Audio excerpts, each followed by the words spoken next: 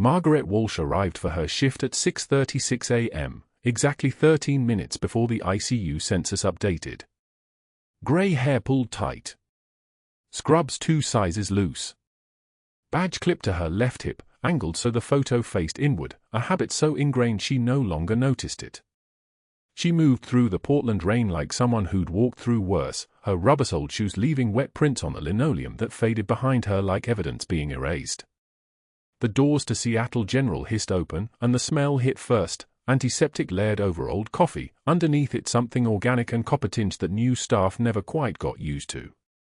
Margaret had stopped noticing it 18 months ago. Pain was information.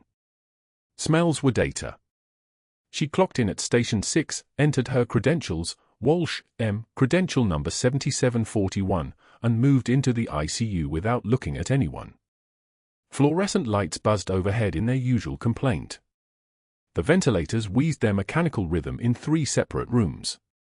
Somewhere down the corridor, a call light chimed, patient in room 30 for needing something, probably ice water or a bedpan or the kind of small comfort that meant everything when your body had betrayed you. Margaret had answered 743 call lights in this hospital. She'd answered thousands more before that, in places that no longer appeared on any map. She pulled up the morning census on the computer. 22 patients on the floor. 8 post-op. 2 on BiPAP. 1 waiting for transfer to long-term care. Her fingers moved across the keyboard with the same precision she'd used to thread and for, each keystroke deliberate, her posture unchanging. The chair beneath her didn't creak. Her breathing remained level. A younger nurse named Crystal passed behind her without speaking. They'd done that dance before, and Margaret didn't acknowledge the slight, the way Crystal's footsteps had quickened just slightly as she approached. That was fine. They didn't need to speak. They'd said everything that needed saying 3 weeks ago in the break room when Margaret had sat down at the table and 3 other nurses had stood up within 90 seconds, collecting their lunches like they'd received an urgent page. No one had looked back. Margaret scrolled to the next patient file. Room 305, post-op appendectomy, vital stable. Room 306, admitted yesterday with sepsis, antibiotics running, fever down 0.2 degrees. She made mental notes without writing them, her memory the kind of steel trap instrument that came from keeping people alive when paper trails were a luxury you didn't have. Room 307. Room 308. Then room 309. Corporal Jensen. 26 years old. Admitted via emergency department 3 days ago with a penetrating blast injury to the left thoracic cavity. The chart said he'd been in a vehicle rollover in Washington state, a car accident, nothing more, nothing less. Hospitalized at 2 different facilities before transfer here. Followed by a notation in red, no visitors. Classified status.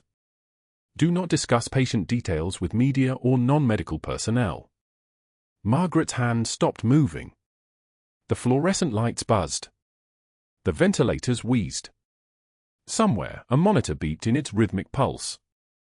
She looked at the admission date, 43 days after the major operation that had never happened, carried out by soldiers who'd never existed, under orders that had been classified so deep they'd been retroactively erased from the Department of Defense database. 43 days. That was how long it had taken them to get the shrapnel out. That was how long recovery looked like before they'd moved him again, and again, and again, until he landed in the system officially as a car accident victim. She opened his medication list. Morphine, as expected. Lovenox for DVT prophylaxis. Metoprolol. Cefoxitin. All appropriate. All standard post-op protocol for blast trauma that had been officially rewritten as a collision injury. But the dosing was wrong. The cefoxitin was ordered at 1 gram every 6 hours. For a patient this size, she scanned his weight, 187, with this severity of contamination risk, she could see the surgical notes detailing the extent of the blast radius and tissue damage. The standard dosing should have been 2 grams. Someone had cut the antibiotic dose in half. Someone had logged into this chart and made that change without comment, without justification, without a single note explaining why. Margaret's jaw tightened. Just slightly. Just enough that only she would feel it. She scrolled to the medication history. The change had been made yesterday at 4:33 p.m. by Dr. Preston Ashford, MD, Seattle General Trauma Surgery. Below that, another change, the metoprolol had been increased from 25 mg to 50 mg. That one was logged with a note, patient hypertensive, cardiac demand increased. She scanned the vital signs from the past 72 hours. Blood pressure had been running 118/72. Normal. Stable. No sudden elevation that would justify doubling the beta-blocker dose. The hair on her forearms stood up. That specific kind of raised alert that came from having walked through minefields disguised as empty villages. That instinct that had kept her alive through 7 tours. That voice that whispered, "Something here is wrong." Margaret made a note on her shift checklist, verify medication orders with pharmacy, then closed the file. Her hands remained steady. Her breathing didn't change. Her face, reflected in the dark computer monitor, showed nothing. The break room door swung open behind her, and the smell of burnt coffee grew stronger. Someone was making a fresh pot, the kind of institutional task that no one truly volunteered for but everyone eventually did. Margaret turned in her chair, prepared to stand, to acknowledge whoever had come in, to perform the small social choreography that made workplaces function. She'd learned to do this perfectly. 18 months of practice. But the figure who emerged from the back corner was Dr. Ashford, and his eyes were already on her. He was a tall man, the kind who carried his height like a weapon, shoulders back, chin elevated, moving through the ICU like he was walking through a gallery of his own achievements. His white coat bore the weight of credentials: Columbia Medical School, 3 years trauma fellowship, published papers on wound management in the Journal of Surgical Research. His watch was worth more than Margaret's monthly rent, a kind of casual display of wealth that didn't need to announce itself because it was so thoroughly baked into everything about him. His cologne reached her 2 seconds before his voice did, something French, something expensive, something that didn't belong in a hospital that smelled like industrial cleaner and human suffering. "Margaret," he said, and his tone was the kind of smooth that concealed something underneath. "Still working on morning charting?" She stood. "Reviewing orders. Need to verify some dosing before rounds. Anything concerning?" His eyes moved to the computer screen, but she'd already closed Jensen's file. "Quick. Not quite fast enough to seem suspicious. Just fast enough to be professional." "Routine review," she said. Ashford smiled. It didn't reach his eyes. "Good. Good. You know, I've been noticing you spending quite a bit of time on certain patient files. Room 309, for instance." Margaret's hands hung at her sides, perfectly calm. "Standard assessment for assigned patients." "Of course." He moved past her, close enough that his cologne created a cloud between them. "Though I'd note that Corporal Jensen's care is being closely monitored." "Very closely. By multiple parties." He paused at the coffee maker, poured a cup with deliberate slowness, and turned back to face her. His eyes were pale blue, the kind of color that seemed designed to look cold. "If anything seems unusual about his chart, anything at all, I'd prefer you bring it directly to me before discussing it with anyone else. Pharmacy, other nurses, anyone." "Clear." "Clear," Margaret said. "Excellent. We work as a team here at Seattle General. We don't go around chain of command. We follow protocols." He took a sip of coffee, watching her over the rim. "You understand the importance of protocols, don't you, Margaret?" "I do." "Good." He turned back to the coffee maker, dismissing her with the ease of someone entirely confident in his power. "I'd hate to see your employment here become complicated over a misunderstanding about boundaries." Margaret walked back to the ICU floor without responding. The ventilators were still wheezed. The monitors were still beeping. Crystal was still avoiding her. Everything was exactly as it had been 10 minutes ago, except now the air itself felt different, thicker, heavier, the way it always did when someone had drawn a line in the sand and warned you not to cross it. She didn't cross lines anymore. She'd learned that lesson in Marja, the last time she'd ever crossed anything at all. But as she approached the medication dispensary to verify the cefoxitin dosing with the pharmacy technician, something cold and familiar woke up in her chest. It wasn't anger. Anger was a luxury she'd given up when they'd erased Major Margaret Walsh from the Pentagon database and ordered her to disappear into the general population like a ghost that had never existed. It was something older. Something that had learned to wait. Something that knew how to recognize a threat before the threat even knew it was being hunted. And that was when she heard the first beep, subtle at first, then insistent. Room 309. The cardiac monitor. A rhythm she recognized immediately, her hands already moving before her brain had finished processing the decision to move. Corporal Jensen's oxygen saturation was dropping. 87%. 83. 79. She was moving before she consciously decided to run. The fluorescent lights hummed their familiar tune as Margaret pushed the med cart toward room 347, the wheels squeaking against linoleum like tiny protests. Tuesday morning. The hospital was already moving at its usual controlled chaos, monitors beeping in rhythm, shoes clicking on tile, the distant intercom crackling codes she no longer heard as emergencies. Just the soundtrack of keeping people alive. She'd reviewed Corporal Jensen's chart twice before shift. The foreplacement from the night nurse was shallow, the catheter positioned at an angle that would cause infiltration within hours, maybe less. Margaret had 17 years of field experience reading human tissue, and her hands remembered what her mind was trying to forget. She'd placed thousands of fours in worse conditions than this, combat tents with mortar fire shaking the poles, blackout conditions, patients coding while sand blew through open wounds. This Portland hospital with its climate control and overhead lighting was a luxury she'd never fully adjusted to. She was replacing the line when she heard the footsteps. Heavy. Deliberate.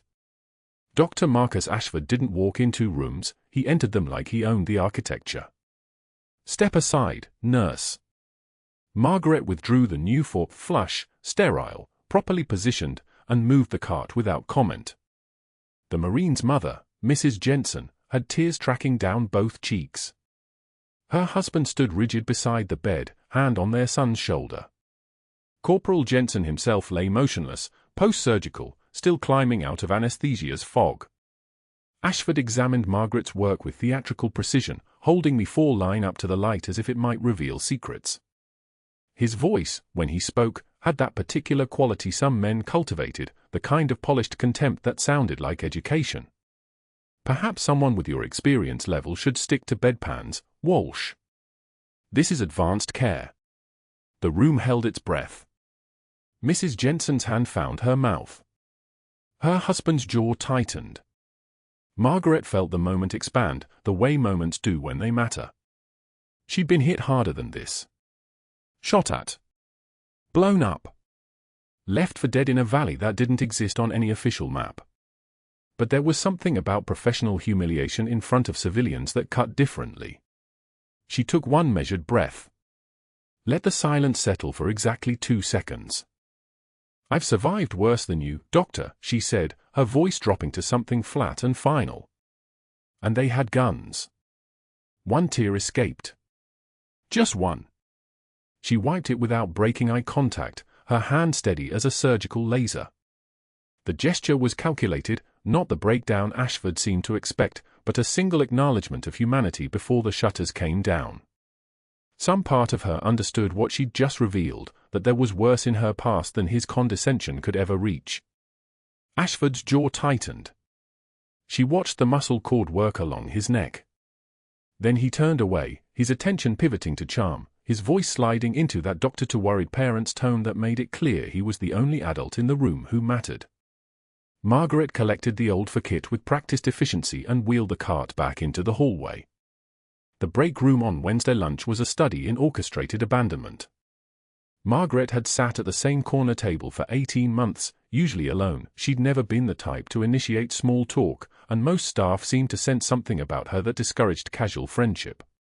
But Wednesday was different. It was deliberate.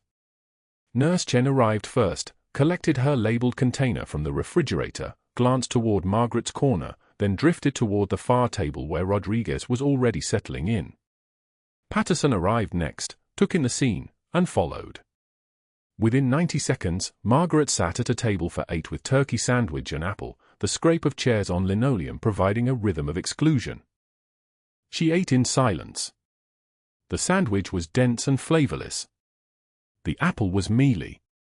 She chewed each bite exactly 20 times, a habit from years of eating MREs in conditions where digestion was a luxury that required discipline. Around her, the other nurses laughed. Someone mentioned plans for the weekend. Someone else talked about a doctor's new car. It was the kind of ordinary workplace conversation Margaret had learned to recognize but never quite absorb. By the time she left, her tray empty, she understood what was happening. Ashford wasn't just humiliating her. He was isolating her. A competent predator's strategy: separate the prey from the herd. Thursday morning. 7 a.m. shift change. The bulletin board near the time clock was where Margaret checked her assignment rotation and official announcements. Today, her name was featured in ways it shouldn't be. Walsh, failure to follow chain of command, final warning. The ink was still wet. She could smell it, that particular chemical tang of fresh marker bleeding into paper. 12 staff members passed by as she stood reading it. Some glanced away immediately. Others read it twice, their eyes finding her before drifting back to the board as if it might change. Patterson whispered something to Chen. Neither looked up. Margaret stood before the board for exactly 5 seconds. Then she continued to the med cart without comment, without deviation, without giving anyone the satisfaction of watching her absorb the blow. By the med cart, Ashford found her. He stood too close, close enough that she could smell his cologne, something expensive with notes of cedar and something else she recognized as dominance. You'd be happier at a rural clinic in eastern Oregon, Walsh. His voice was conversational. Almost friendly. I've already made some calls. Consider it a recommendation. His smile didn't reach his eyes. Margaret had seen that particular expression before, in the faces of men who decided something was beneath them and were doing them a favor by saying so. She continued counting the cart's inventory without looking at him. 63 fluid lines. 12 sterile gauze packages. 8 alcohol swabs arranged in their clear plastic dispenser. You understand what I'm suggesting? It wasn't a question. It was a statement with teeth. Margaret turned to face him. Her eyes were the color of winter Atlantic water, and there was nothing in them now but professional courtesy. I understand perfectly, Doctor. She returned to the inventory. Within 30 seconds, he was gone, his footsteps carrying him back to the world where people listened when he spoke. But she'd noticed the pattern by then. Tuesday night, Ashford had reassigned Nurse Chen from ICU to pediatrics, a lateral move that seemed random until Margaret understood it was a removal. Wednesday morning, Rodriguez got transferred to ER. By Thursday, Patterson had been moved to night shift in orthopedics. Each reassignment came with quiet phone calls. Margaret overheard fragments of from the hallway, words like personnel adjustments and optimization and skill development opportunities. By Friday morning, the ICU night shift had been reduced to skeleton crew. Just Margaret on rotation for 12 beds. Just Margaret, alone, for an entire 8-hour shift with nothing but monitors and the weight of unconscious patients depending on her judgment. She reviewed Corporal Jensen's chart again, her eyes moving through the medication orders with the kind of attention that comes from seeing patterns most people miss. The 4 placement notes. The post-surgical narcotics protocols. The pharmacy sign-offs that didn't match the dosages she'd witnessed being administered. For other patients. All post-surgical. All with narcotic orders exceeding standard protocol by margins that seemed impossible to explain away as clerical error. She photographed the charts with her phone, her hand shaking for the first time in 20 years. Not fear. That wasn't what made her fingers unsteady. It was the terrible clarity of recognition, seeing a crime unfold not as a threat to herself, but as a betrayal of the people in these beds. That evening, Ashford intercepted her in the parking lot as she was leaving.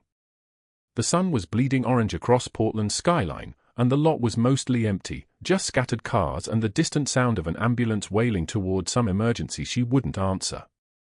"You've been asking questions about medication protocols," he said. His strategic mask had slipped just slightly. There was something raw in his voice now, something that sounded like fear trying to hide as irritation. Pharmacology can be complex for nurses without advanced training. Margaret met his eyes. The moment stretched between them like something physical. "I wasn't asking questions, doctor," she said. "I was documenting answers." His expression hardened into something unreadable. "Your next shift has been moved to 2 a.m. Alone. We need coverage." As she drove home through rain that hammered the windshield like applause, her phone buzzed. An email notification.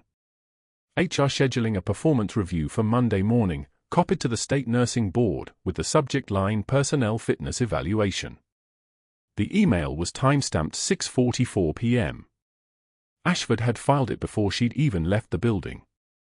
She pulled over near her apartment, rain drumming the roof of her 11-year-old Honda. The email was professional. Clinical. Devastating. It listed infractions going back months, things Margaret had never been formally counseled about, documented now as a pattern of concerning judgment and insubordination. This wasn't just humiliation anymore. This was architecture. He was building a case the way soldiers build fortifications, methodically, with every exit already calculated.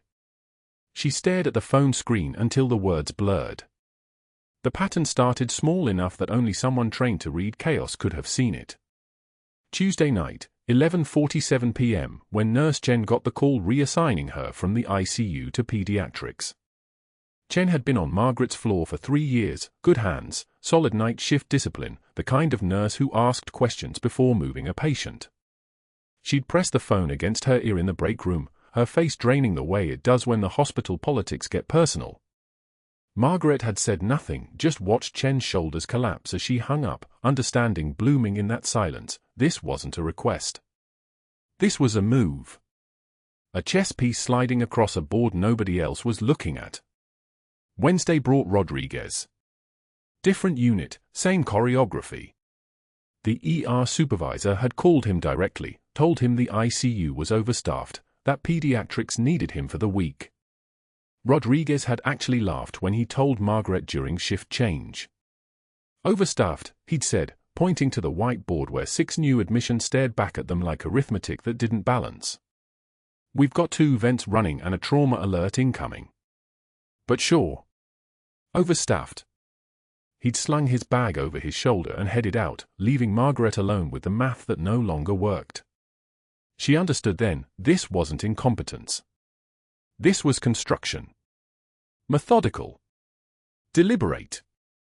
The kind of planning that required phone calls made in offices with doors that closed.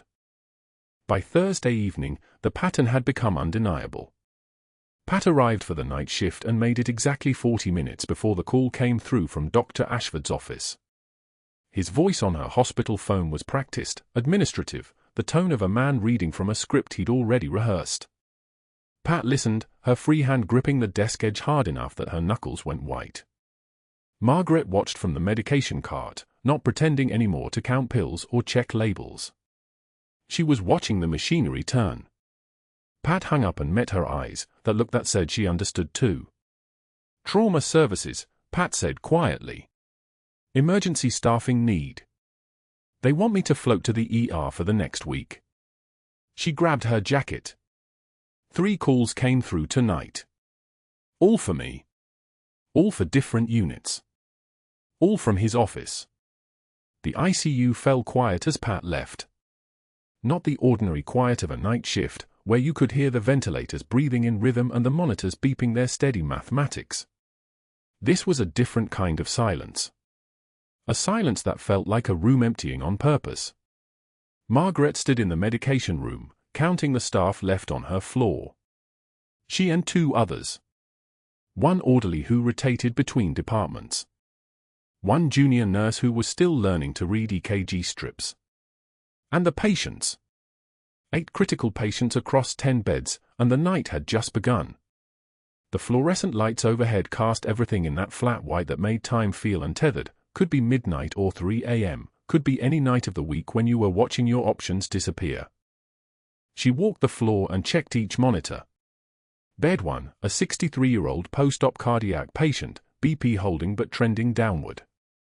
Bed 3, a pulmonary embolism case, the anticoagulation was working, but the patient's O2 sat was riding at 92, too close to the line where things fell apart fast.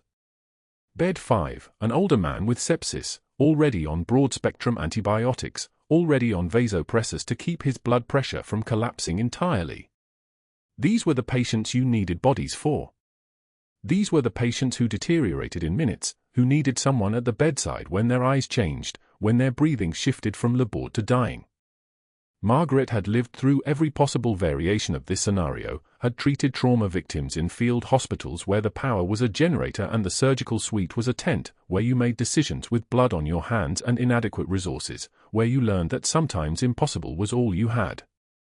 She understood what Ashford had done.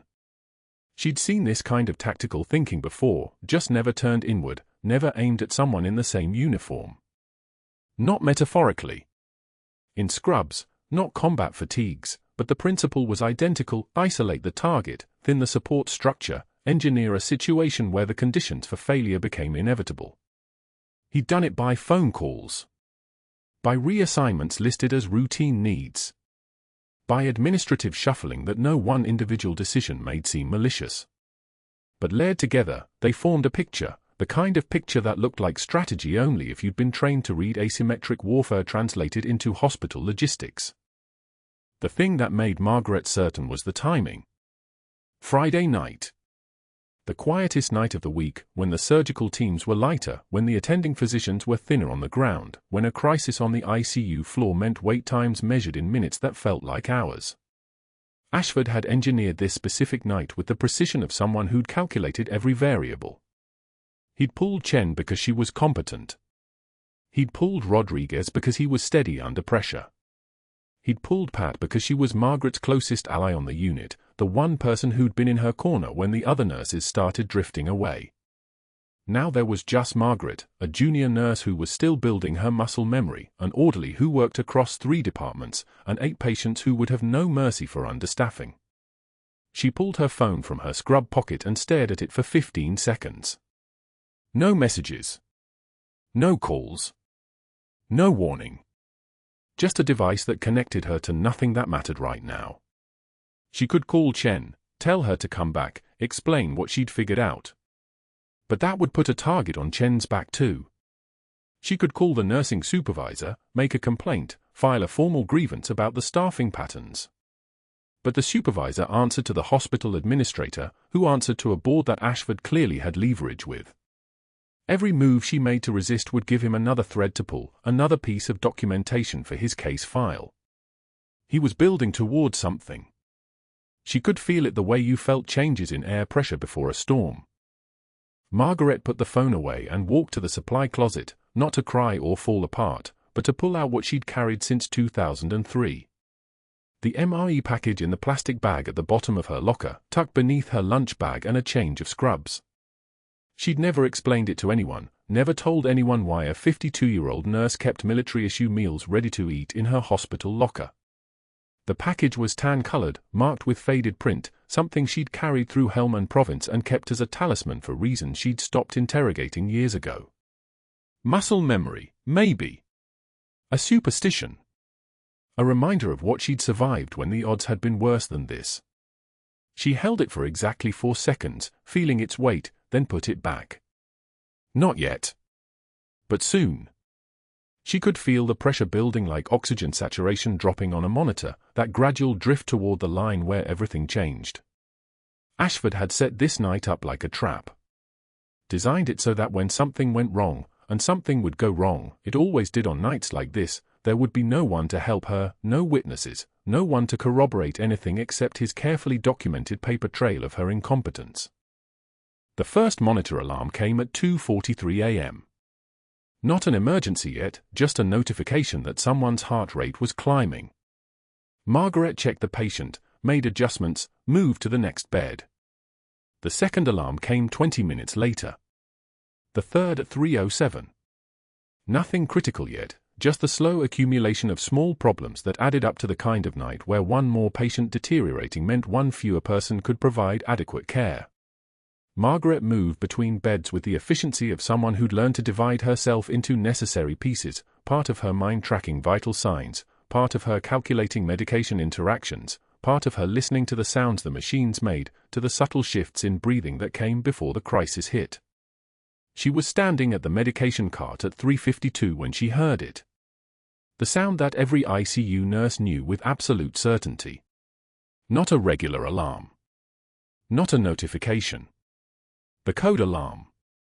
The one that meant someone's heart had stopped or their oxygen had disappeared or both. The sound that meant time had compressed into seconds that moved like hours. The sound that meant the night had just become exactly what Ashford had engineered it to be. The monitor's shriek cut through the ICU at 2:07 a.m. like a blade through silk. Margaret's head snapped up from the charting station, her only companion on this deliberately understaffed Friday night, and muscle memory older than her nursing license propelled her toward the sound. Corporal Jensen's room. Bay 4. The ventilator wheezed its mechanical rhythm, but underneath it was something wrong. Something wet. She was moving before her conscious mind caught up, her body already knowing what her eyes would confirm. The chest tube had kinked, and the fragment the surgeons had missed during the initial repair was now doing what fragments do when they migrate, tearing through tissue, collapsing the lower lobe, flooding the pleural space like a slow-motion drowning. BP 82/51 and dropping. Oxygen saturation plummeting past 90, 88, 85. The numbers on the monitor looked like a countdown to a detonation. Margaret's hands moved without hesitation, not the tentative, careful hands Ashford had mocked in room 347, but the hands of someone who had stabilized trauma victims under fire, hands that knew exactly what to do when a chest seal meant the difference between breathing and bleeding out. She reached for the emergency supplies, her fingers finding the equipment with the precision of ritual, a 14-gauge angiocath needle, the decompression kit, but what she needed, what she grabbed from her locker in the supply room, her breathing steady as a metronome, was an MRE packet from her emergency kit. The same meal-ready-to-eat wrapper she'd carried for 20 years. The same type she'd used in Helmand Province, holding a Marine's ribs together with duct tape and desperate prayer while rotor wash from a Black Hawk hammered the dust around them. Needle decompression at the second intercostal space, mid-clavicular line. The hiss of air escaping sounded like a confession. The monitor beeped once, paused, beeped again. The pressure shifted. Margaret fashioned the seal from the waxy MRE packaging, securing it with surgical tape, her movements economical and certain. Oxygen climbing. 88. 92. 95. The color returning to Jensen's face like someone turning up the brightness on a photograph. Pulse stabilizing. Not textbook, nothing about this was textbook, but stable. Sinus rhythm. The kind of stable that meant survival, at least until the crash team arrived. 3 minutes. That was how long it took for the rest of the ICU team to materialize, summoned by her calm voice over the intercom. Code blue, ICU Bay 4, pneumothorax, decompression complete, stabilized. She delivered her report with the voice of someone delivering weather data, clinical, precise, devoid of the trembling that Ashford had been so desperate to manufacture. Lung re-expanded. O2 sat holding at 96. Patient conscious and alert. Vital stable pending physician evaluation. The crash team leader, a physician named Dr. Morrison, looked at the improvised chest seal with an expression that moved from skepticism to something harder to name. "Where did you learn to do this?" he asked. Margaret was already preparing the equipment they would need. "Long time ago, Doctor." Different context. She didn't offer more. She never did. The next words came from the hospital intercom at 2:24 a.m., but they weren't about Jensen. They were about her. "Margaret Walsh, report to Dr. Ashford's office. Immediately." Not a request. It was a command delivered in the practiced neutrality of someone reading a script they had read before, which meant Ashford had recorded it, which meant he had known that this night would end exactly this way. She understood then, walking through the empty corridors toward his office, that the chess game she thought had started with the medication discrepancies had actually begun weeks ago. Every reassignment had been a move. Every write-up a calculation. The isolated shift on Friday night hadn't been bad luck. It had been bait. And she had swallowed it whole, proving exactly what he needed her to prove, that she would step outside the chain of command, that she would practice medicine without a license, that she would break protocol to save a patient. Dr. Ashford's office was a study in meticulous organization. The desk held stacks of paper like exhibits in a court case, the medication discrepancies Margaret had reported to him, now annotated in his handwriting to suggest confusion on her part. The write-up board incident, documented with witness statements from nurses who owed Ashford their schedules and their silence. The charge of insubordination from the med-cart confrontation, filed with the hospital's legal team and already forwarded to the state licensing board. 6 weeks of documentation arranged in chronological order, a narrative constructed with the care of someone who had built this moment carefully, chess move by chess move. He looked up from his desk as she entered, and his face showed no triumph. That was the most chilling part. No satisfaction. Just the blank efficiency of a man completing paperwork. "Close the door," he said. She did. "You practiced outside your scope tonight, Walsh. Beyond your credentials.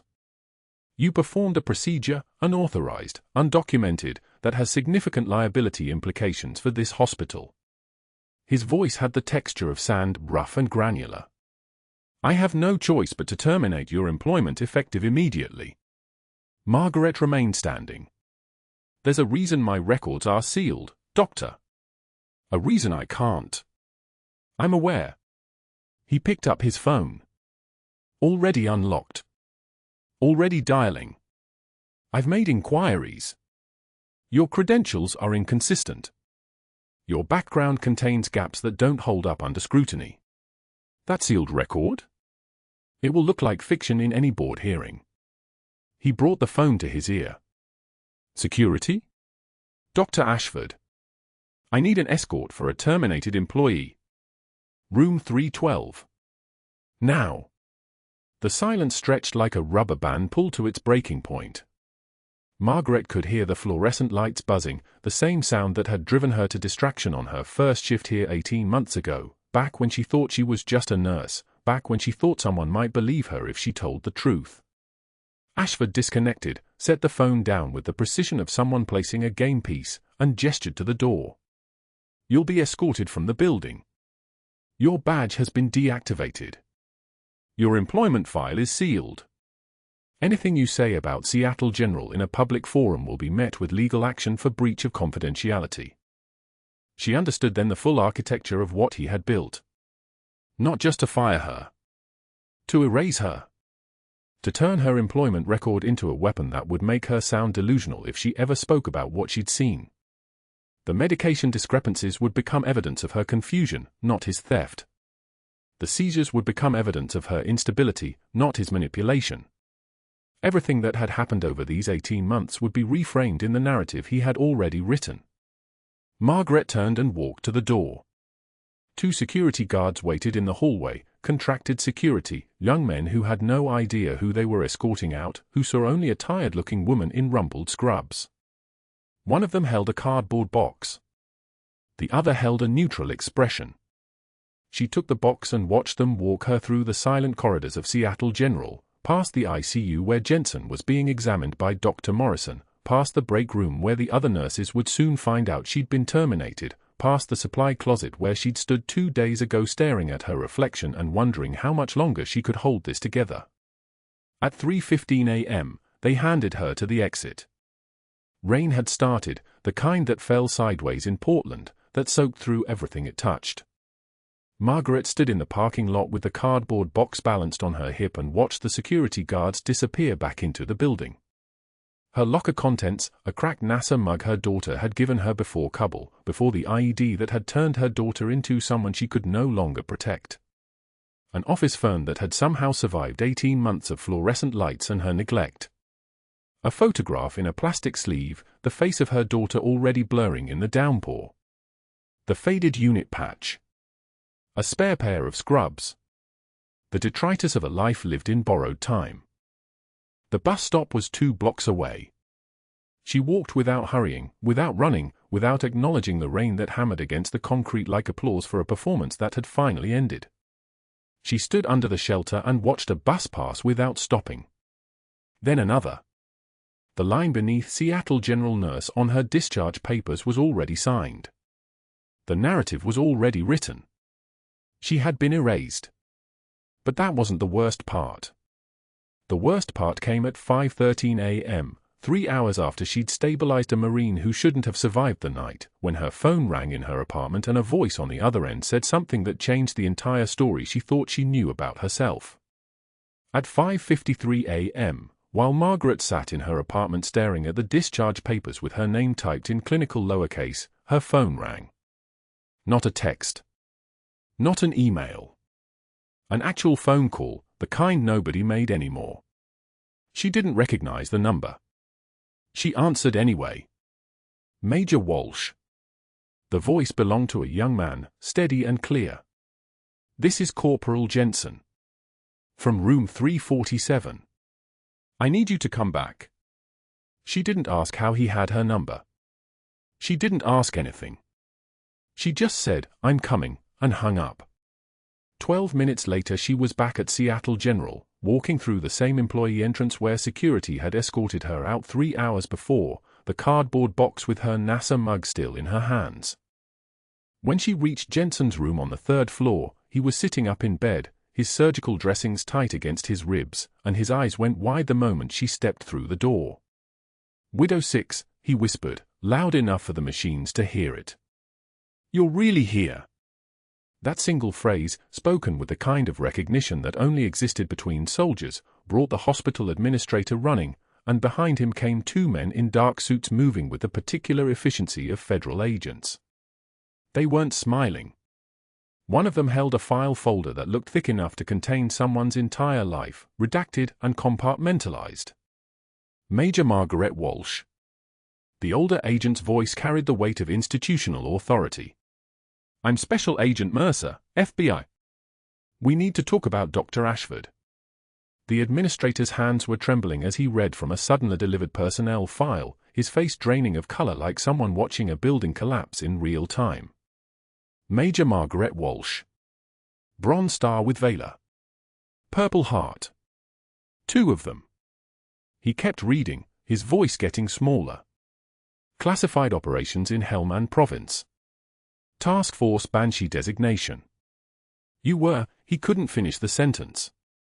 She was our best, a voice said from the doorway. The man who stepped through wore SEAL Trident insignia and the kind of bearing that made the room's air pressure shift. His call sign was Graves, though Margaret hadn't heard it spoken aloud in 20 years. She ran trauma response for Task Force Banshee. 43 operators saved. 12 children extracted from Marja compound before the airstrike. She did it alone half the time because we were too busy getting shot at to remember she was bleeding out next to us. Mercer turned toward the hallway where Dr. Ashford was being led away by 2 uniformed officers, his face the color of old hospital tile. Dr. Robert Ashford, you're under arrest for pharmaceutical diversion, fraud, obstruction of justice, and attempted forgery of sealed federal military records. The handcuffs closed around his wrists with the sound of finality. We've been tracking your distribution network for 6 months. Every phone call you made to reassign staff, recorded. Every schedule changed to isolate witnesses, documented. When you tried to forge Major Walsh's service records to discredit her testimony, you triggered federal flags we'd placed in the system long before you started this job. Ashford's mouth moved soundlessly. No excuses. No explanation. Just the thin realization that he'd been watched the entire time, that his methodical destruction of Margaret had been observed by people whose authority made hospital administrators look like security guards checking badges at a mall. The diversion started 18 months ago, Mercer continued, walking Ashford toward the elevator with the casual confidence of someone who'd already won. Post-surgical narcotics. Fentanyl patches. You were selling them through a network of dirty pharmacists across 3 states. You made approximately $847,000 before we closed the operation. But what really ended this was Nurse Walsh.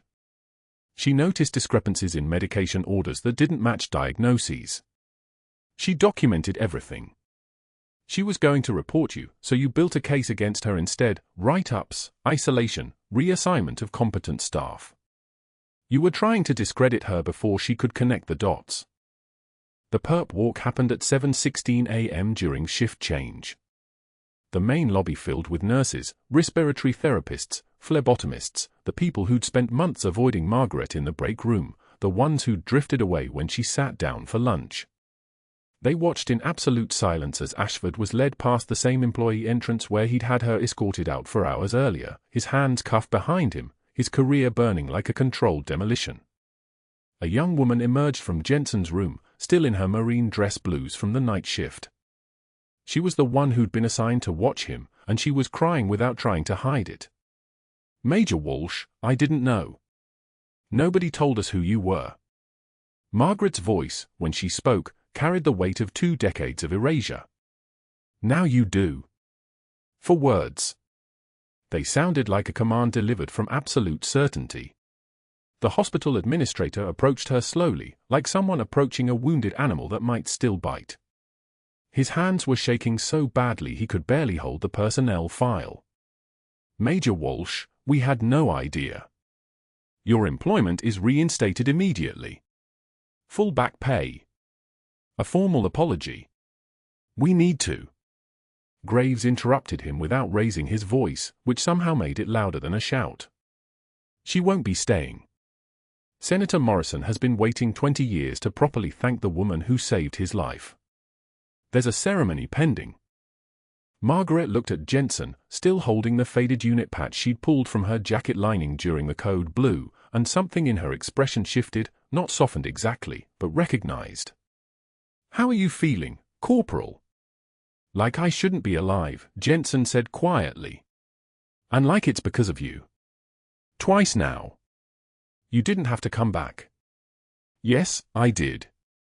Her voice was steady as a surgical laser. "Heroes don't quit. We just disappear for a while." 2 years passed. The kind of time that changes everything and nothing. Leaves grow back, scars fade, but the memory of fire stays permanent. The Rose Garden ceremony happened on a Tuesday afternoon in April. The classified nature of Task Force Banshee meant minimal press coverage, just the right amount of secrecy to keep the operation protected while finally allowing Margaret Walsh to step out of the shadow she'd been living in for 20 years. Senator Morrison stood beside the president, and his eyes held the kind of gratitude that only exists between a man and the woman who'd held his femoral artery for 11 minutes while the Marja dust settled around them. Margaret stood in dress uniform, the first time in 2 decades, with her hair down and a bearing that made every active duty officer in attendance sit straighter. The Defense Superior Service Medal hung heavy on her chest, and the citation read aloud mentioned operations that couldn't be disclosed, lives saved that couldn't be counted in an official record, and a standard of excellence that had defined an entire generation of special operations medicine. In the front row, Corporal Jensen, now Staff Sergeant Jensen, stood at attention in full dress blues. Whole. Strong. Alive. Behind him sat Margaret's son, the adult her daughter had become after transition, the child Margaret had thought was lost to an IED but who'd only been lost to absence, to a mother who'd had to vanish to protect her. He was crying openly, the way men who'd been raised by strong women sometimes do. And across the city, at Seattle General Hospital on the night shift, a man in a security guard uniform checked employee badges at an entrance. Former Dr. Ashford had been sentenced to 14 years federal. He'd taken a work release position after 3 years, and now he spent his nights verifying credentials for people who'd once worked under his command. When Nurse Chen passed through, the same nurse he'd tried to humiliate into silence, she didn't look at him. She just held up her badge. He scanned it without speaking. The machine beeped. She walked past. That was his life now. Checking badges in silence while watching the people he'd tried to destroy move forward into lives he no longer had access to. Back at the Rose Garden, The reception continued under the weight of afternoon light, and Margaret stood alone for a moment, holding the cracked NASA mug her daughter had given her 20 years ago. Someone had repaired it with gold. Kintsugi, the Japanese art of healing, breaks with precious metal, turning damage into something more beautiful than the original. The gold lines caught the sunlight like they were glowing from inside. Graves approached with a young woman in marine dress blues, Jensen's daughter, newly enlisted. She wanted to meet Widow Six, he said simply. Margaret shook the young marine's hand, and the camera, if anyone had been watching, would have held on 3 generations of warriors, a woman who'd learned to heal under fire, a marine who'd survived what shouldn't have been survivable, and a young soldier who'd chosen the same impossible path because someone had shown her what heroism actually looked like. The president's words stayed with her all evening. The country owes you more than this, Major. But it's a start. It was enough. If you made it this far, you know that the world doesn't always recognize the people who save it. Subscribe to this channel to hear more stories about the quiet warriors walking among us, the ones in scrubs, the ones in uniform, the ones who show up when the rest of us would run. Like this video if Margaret's story resonated with you. Comment below, have you ever misjudged someone only to discover they were far stronger than you realized? And share this with someone who needs to know that your hidden strength is exactly what the world needs when everything falls apart.